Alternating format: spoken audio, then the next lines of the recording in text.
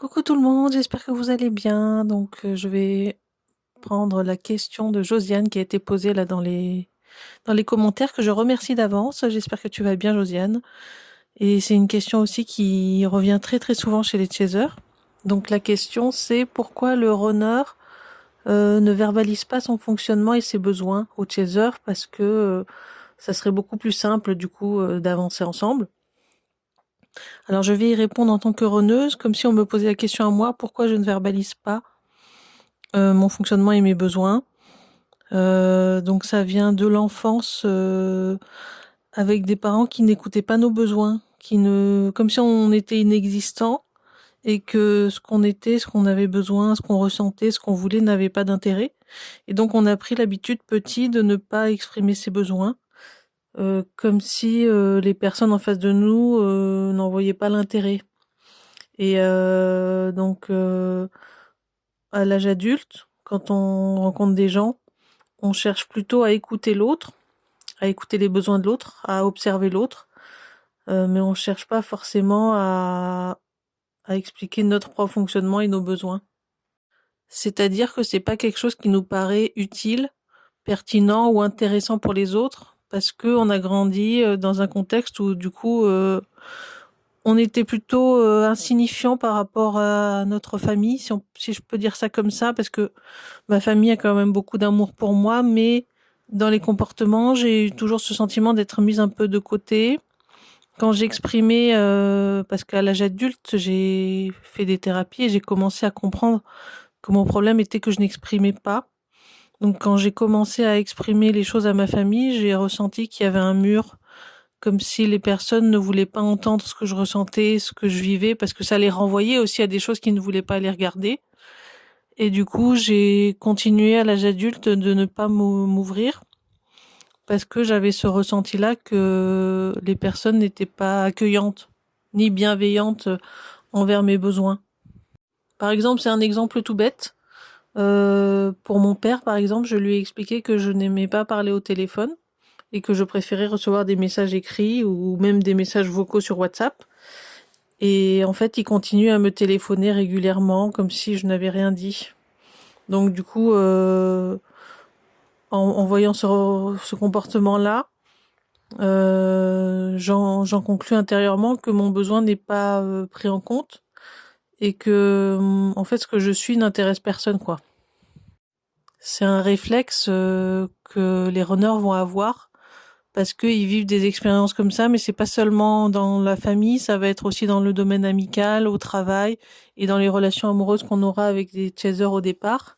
Parce qu'on tombera sur des personnes qui sont vraiment centrées sur elles et qui n'auront pas vraiment envie d'entendre nos besoins ou notre fonctionnement. Après, moi, j'ai quand même rencontré beaucoup de chasers très égotiques, dans le sens où ils me disaient qu'ils voulaient entendre mes besoins, mais quand je disais mes besoins, ça leur plaisait pas. Donc, j'ai pas eu le sentiment que une personne pourrait m'accepter comme je suis. Et encore à l'heure d'aujourd'hui, je ressens ce sentiment que si je m'exprime, on va pas forcément tenir compte de ce que je dis ou de ce que je pense. Et la chaîne YouTube est bien pour ça, parce qu'elle me permet de m'exprimer et de voir qu'il y a des gens en face de moi qui sont là parce qu'ils veulent m'écouter. Ça me fait un petit peu comme une thérapie, ça me fait du bien. Et aussi quand on me pose des questions, ça me fait du bien parce que je me sens accueillie. Mais c'est pas ce qui se passe finalement dans la vraie vie avec les gens que je côtoie. Dans la relation amoureuse, la problématique c'est qu'on ne sait pas vraiment ce que le chaser ne comprend pas chez nous. On n'arrive pas à comprendre le chaser, donc on ne sait pas quelles sont les questions qu'il se pose. Donc, par exemple, quelles sont les questions qu'il se pose sur notre fonctionnement, quelles sont les questions qu'il se pose sur nos besoins. On n'arrive pas à imaginer. Donc, du coup, on ne peut pas, on peut pas répondre à une question qui n'existe pas. Enfin, je sais pas comment expliquer ça autrement. En fait, un runner, il a besoin de questions précises. Et à partir de là, il peut répondre. Soit il peut répondre clairement, soit il répond vaguement parce qu'il ne comprend pas son propre fonctionnement. Par exemple, de demander à un runner ce qu'il ressent amoureusement pour sa flamme jumelle, c'est très compliqué pour un runner de l'exprimer avec des mots, parce qu'on n'a pas l'habitude d'exprimer, puisqu'on passe notre temps dans le silence, à laisser les autres parler à notre place. Donc la communication, c'est quelque chose qu'on doit aussi apprendre. Et il y a des runners qui n'apprennent pas à communiquer comme moi je suis en train de communiquer parce que ils sont vraiment limités. Ils évoluent très lentement. Donc souvent on rigole comme ça avec les messages très courts des runners, et les chasers, eux, ils ont des messages super longs avec plein de détails parce que les runners ont du mal à exprimer, on n'a pas appris, et on a passé beaucoup de temps dans le silence puisqu'en face de nous, on n'avait personne pour nous écouter ou pour s'intéresser à nous. Donc pour te répondre, Josiane, pourquoi le runner n'exprime pas son fonctionnement et ses besoins, c'est parce qu'il pense que ses besoins ne vont pas être intéressants, pris en compte ou entendus. Et il n'explique pas son fonctionnement parce qu'il ne comprend pas que le chaser n'a pas de connaissance sur le fonctionnement runner. En fait, on part du principe que le chaser, c'est quelqu'un de très intelligent. Le chaser est beaucoup idéalisé comme ça, comme une personne parfaite. Et donc, on part du principe qu'il a une grande intelligence et qu'il est capable de tout comprendre. Et donc, ça va pas nous venir à l'esprit d'avoir une pensée comme quoi le chaser ne nous comprend pas, ne comprend pas notre fonctionnement. C'est pas quelque chose d'intuitif. Au départ, on pense qu'il comprend notre fonctionnement, mais qu'il abuse de nous en utilisant notre fonctionnement contre nous. On peut aussi se sentir rejeté dans notre fonctionnement, mais on n'a pas la conscience de se dire tiens, est-ce que le chaser comprend mon fonctionnement ou pas? C'est pas une question qu'on se pose. On est plutôt branché sur la peur, sur l'insécurité, et un runner dans une relation cherche à se sécuriser et à se protéger, mais n'analyse pas vraiment les choses comme un chaser pourrait le faire. Du coup, Josiane, moi je t'encourage, si tu as contact avec un runner ou avec ton runner et qu'il est pas dans la fuite, je t'encourage à lui poser des questions et à lui demander voilà comment tu fonctionnes, mais en donnant des détails.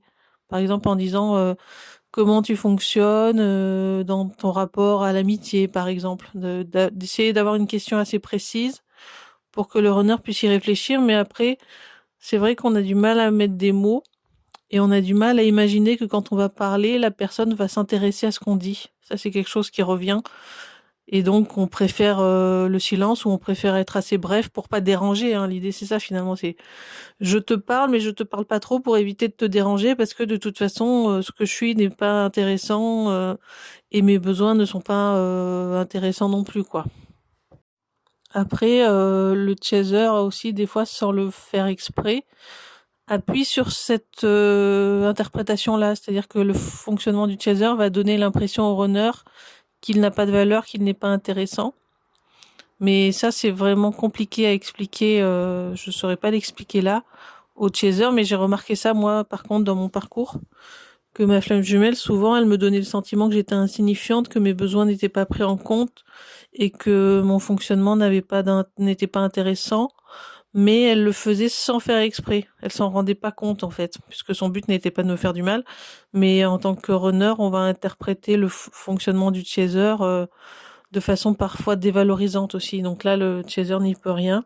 C'est à nous à changer notre fonctionnement pour accepter que voilà, les gens vont être accueillants. Puis s'ils sont pas accueillants, bah, d'essayer peut-être un peu de s'affirmer. Mais au départ, si tu veux, Josiane, et puis tous ceux qui écoutent cette vidéo, qui connaissent pas bien les runners, en fait, c'est pas intuitif du tout. C'est pas naturel de se dire, quand je vais parler, la personne va s'intéresser à ce que je dis, la personne va essayer de comprendre mes besoins. C'est pas quelque chose qu'on pense en tant que runner. On pense d'ailleurs plutôt l'inverse.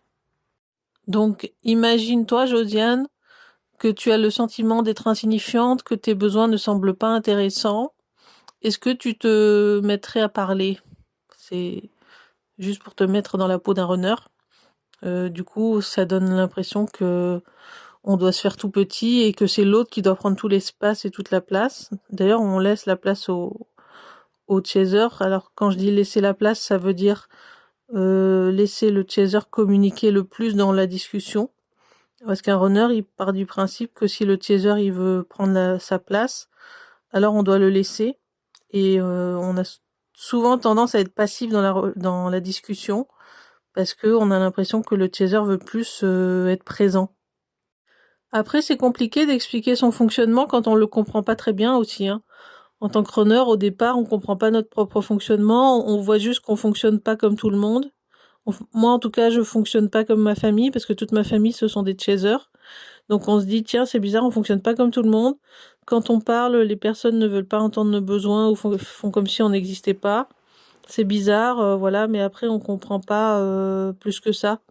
Il faut quand même rencontrer des gens, faire des thérapies, regarder des vidéos ou étudier des choses pour commencer à comprendre que finalement il existe deux fonctionnements, le fonctionnement chaser et le fonctionnement runner, mais sinon c'est pas forcément intuitif au départ. Donc voilà Josiane, ce que je peux te dire, j'espère que ça t'aidera, sinon n'hésite pas à reposer d'autres questions. C'est toujours très intéressant pour un runner de répondre à des questions. Je vois là que ça fait déjà 11 minutes, donc je vais m'arrêter là, mais j'en referai des vidéos si ce sujet vous intéresse. N'hésitez pas à me le dire aussi en commentaire et j'essaierai de développer un peu plus. Et voilà, donc je vous souhaite une bonne journée ou une bonne soirée. J'espère que tout va bien pour vous. Et puis je vous dis à très bientôt.